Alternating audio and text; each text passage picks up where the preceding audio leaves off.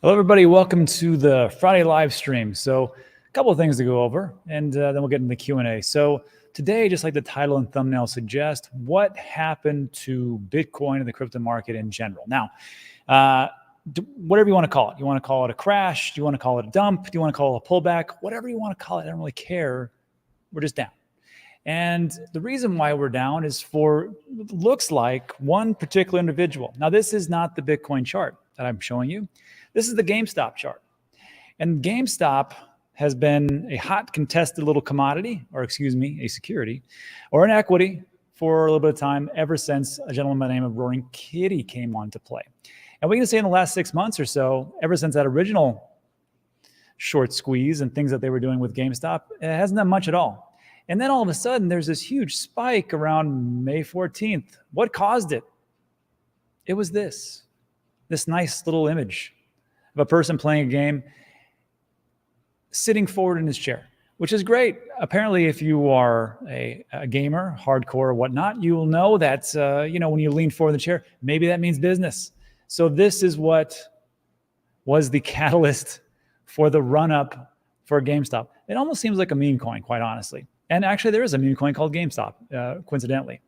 So if you're unfamiliar with the story behind GameStop, what's going on, there's a great show or a great video on Netflix called Dumb Money. You can check that out. I'm not going to go over it right now.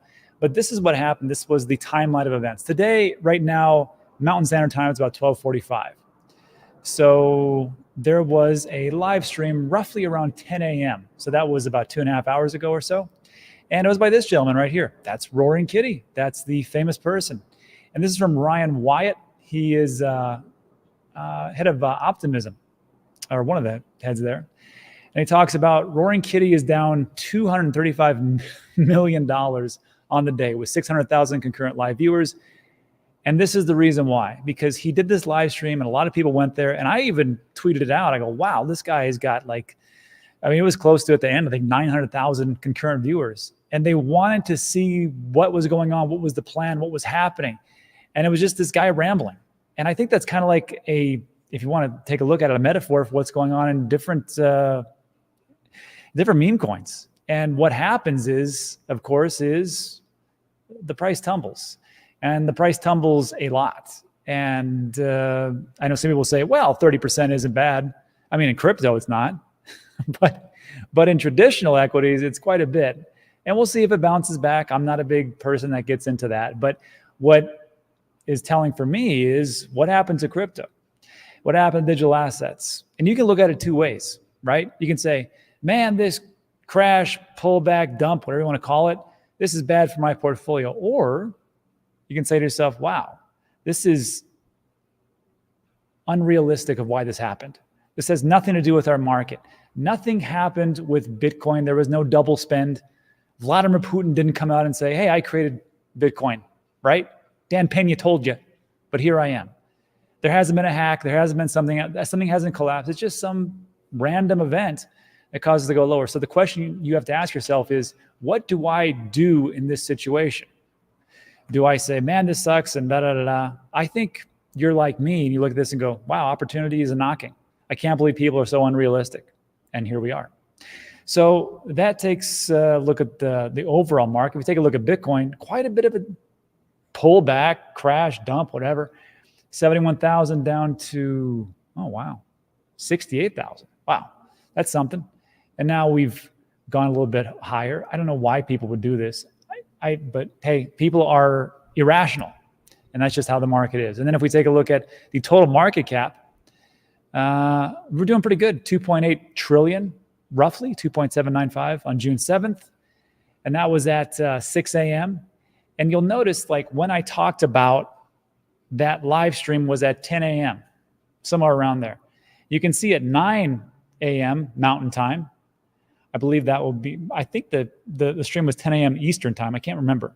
But you're going to see that what happened, just a drop off. Now, there could be things going on behind the scenes. Of course, whales love to do stuff like this, just to take some innocuous event that's happening and go, oh, that's what it was. And then they start to sell like crazy, and they make you sell like crazy, and then they pick it up because They're not smart money. They just got a lot of money. That's what I think it is. So you have to take a look at it and take a step back and go, what the hell is really going on here? And that's it. And that's all. So let me know what you think about that in the comments section. And then I would just wanted to go over this again. I found it funny, and I wanted to bring this to everybody's attention. There's this term, rules for thee and not for me.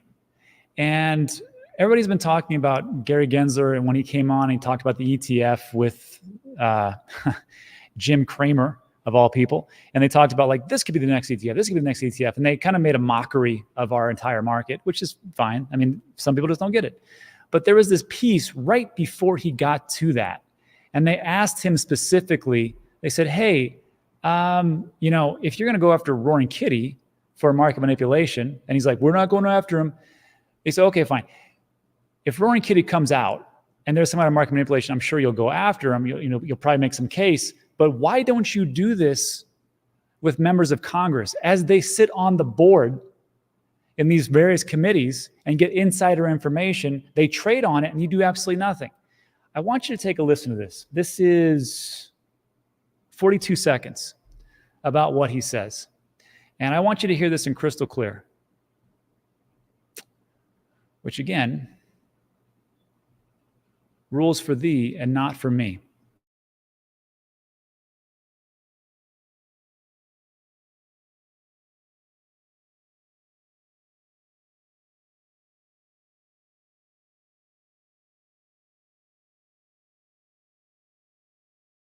How about congressional trading?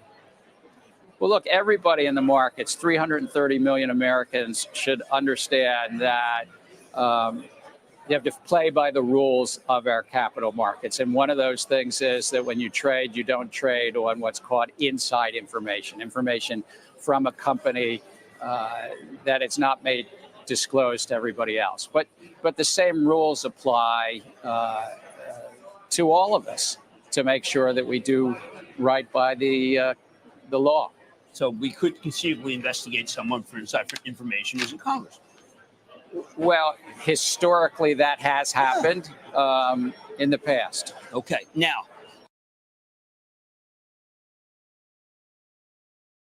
Yeah, and then it gets boring from there. So you just heard him right there. He's like, look, SEC, that's what we do here. We protect people, and we protect people hard. And that's what Gary's doing. And I'm not going to rip on Gary because, I mean, God bless him. He's really trying. He's just not really making it. That's fine. But the things that he talks about, he was right. He was absolutely right.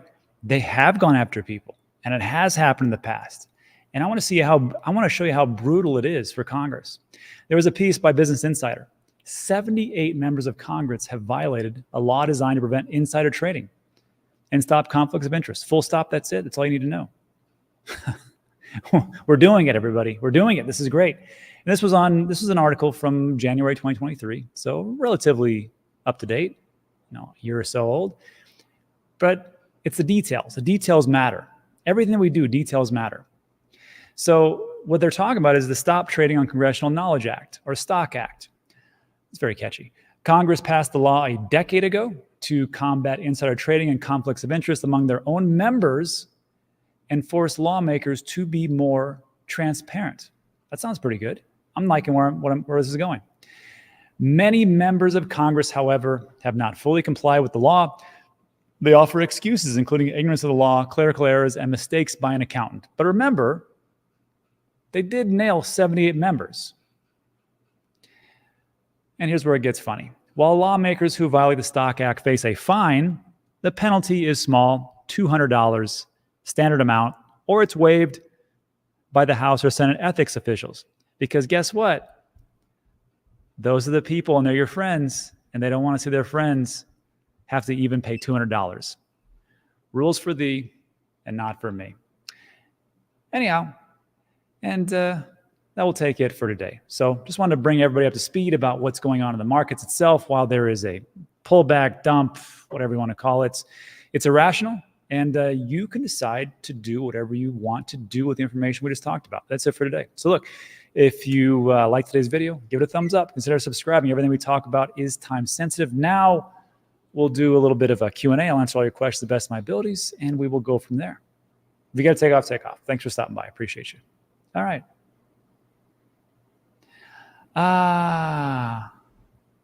Can someone very shortly explain me why the dump? There's a guy named Roaring Kitty, and he was a part of GameStop stock, massive appreciation, and he did a live stream with close to 1 million people, and he was kind of unhinged, and it was a little bit odd, and there was really no plan, and people like, I don't like what I'm seeing, and they sold a bunch of their GameStop stock. That's it. That's pretty much it. What does that affect for crypto? Well, some people are irrational and they sold off, or whales in the background are like, yeah, that's what it was that. And they sell a bunch, so you'll sell a bunch and then they'll buy it back up. There's no reason, in my personal opinion, to sell right now. But I mean, look, I can't give you financial advice. It's all about what you want to do. Maybe right now you're like, you know, Rob, I really need that kidney, so I got to sell my BitConnect or whatever it is that you have. Not BitConnect. That was a full up scam. Hey, it's Andy's here. I'm unhappy about the crypto prices today. Can you help me get in touch with the CEO of Bitcoin so I can get a refund? Let me call Craig Wright. I have him on speed dial, and I will ask him, Andy, as soon as I possibly see him. Or if I could just reach out to Dan Pena, and he could tell me who it was that created Bitcoin. Because remember, in 2018 or so, he's the one that was sitting up there on stage and saying, hey, I know who did it, and it's going to zero. Zero. Effing zero. It's not some Chinese guy in a cave. I know who it is. So I need to talk to Dan Pena. Maybe he can help me out. Craig Wright. Exactly. If you're a Craig Wright follower, I apologize. I did not mean to hurt you and offend you on your opinions of who you believe is really Satoshi Nakamoto. But let's be real. Anyhow. Ace, hello Ace. What's your thoughts on staking with cold wallets? I love it. It's a very safe way to do things, and I couldn't recommend it more. I've used Ledger to stake Polkadot. I've used Ledger to stake Cardano. It works very well. Me personally, I use Tangem. I've been using that. I use both, Ledger and Tangem. I just like Tangem a heck of a lot more. And you can do staking with Tangem, but it's through Wallet Connect. It's not a really good interface. I really like that they're going to be doing native staking. Apparently, this is going to be coming out this month, so I will cover that as it comes through, but I recommend that. Oh my God, we've been blessed with two heroes in crypto, Andy and Tom. Tommy, how's your dog doing? I saw the pictures. Hope everything's okay. The sky is falling. I'm going to pack it in. Time to sell everything. This one guy's stream, I mean, that's the whole market right there, and that's all. Panda Pie is here. Too many stars tonight. That's true. Morgan says, can't wait for the Tangem ring. Yeah, it looks like interesting technology, NPC, and just be able to. This is not that ring. This is just a rubber ring I get at Walmart. I think it was like $12. And then my wife's like, why do you want that ring? I was like, well, if I buy a gold ring, that's a lot of money that I can't put into crypto. Am I right? All right. That was that was low-hanging fruit joke. Let's see. Thank you, Grist. It's very nice. I like this one. This is done. Sometimes you'll see movement in the background with this green screen particularly, and it's because I didn't go to Fiverr. That's for cheap people. I went to Tenor, and Tenor, they do twice the work of Fiverr, and that's why you'll see the fan moving. Sometimes the wind will blow. Sometimes my dog will even walk by. It's crazy. It's crazy. Ben, Guy, and you are my heroes of crypto. Ben and Guy are my heroes. I like both those guys. I like Nick and Jessica too. And I would really appreciate it if Nick and Guy could do a Crypto Bros show, but then have somebody on who's like a serious guest, like the Crypto Bros with Nick and Guy from Coin Bureau, and they're sitting down with like Michael Saylor or Jeff Booth or something like that. That'd be great.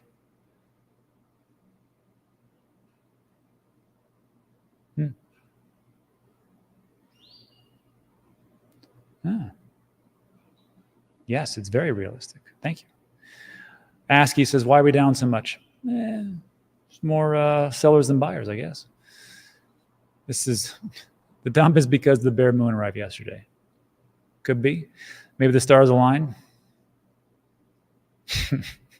KFC, not KYC. NFC, not NPC. Okay, good enough. Yeah. Oh my God, there's three legends. I had Andy, Tom, and Diddy are here right now. Diddy, how are you? We need to get back on the show again. I see all the gallivanting that you're doing around the world. I got to tell you, you make me very jealous. So, but Diddy does say it right, buy the dip. And he is 100% correct. I hate crypto. I don't blame you. Some days even I hate it. And that's all I talk about.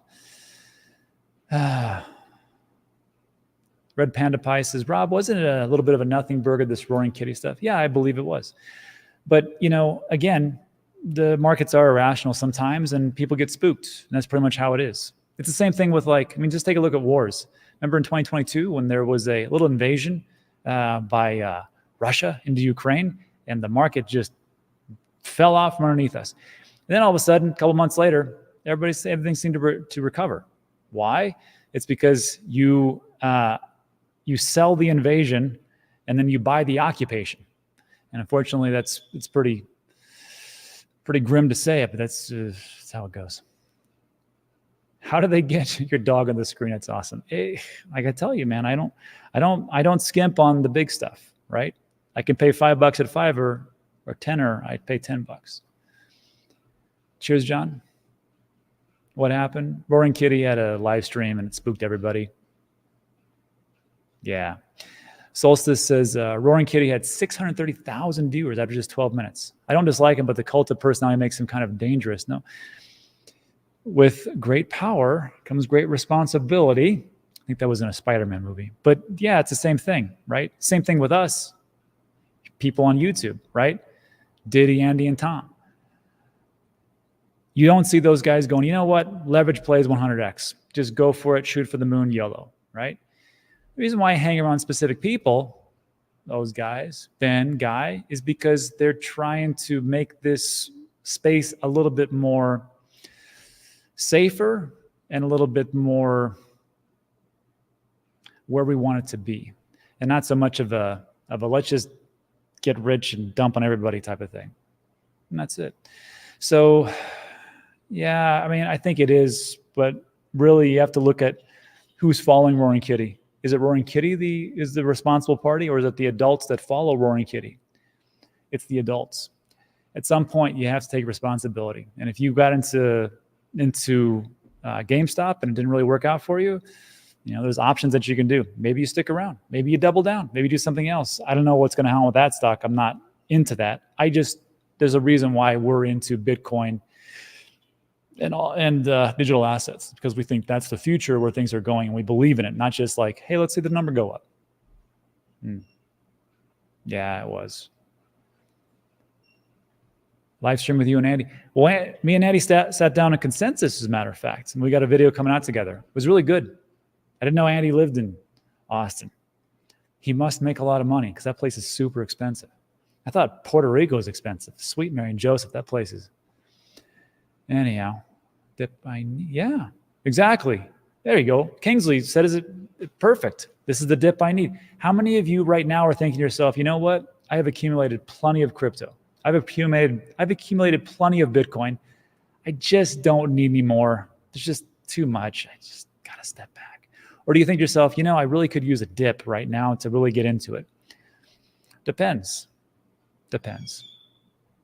Right? If you ever look at Diddy on his posts or on his YouTube channel, he always looks very, very exuberant, healthy, always beaches and sunshine. It's very nice.